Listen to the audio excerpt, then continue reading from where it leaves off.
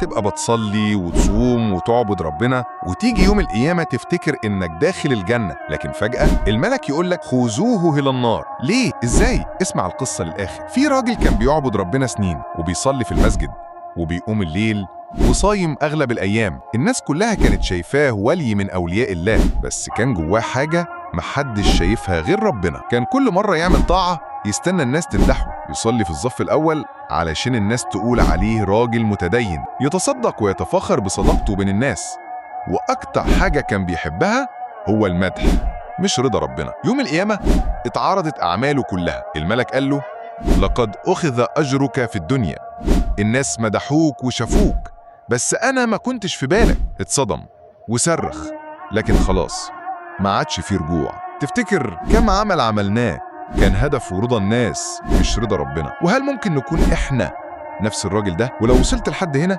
اعمل لايك واشتراك في القناة وتفعيل الجرس.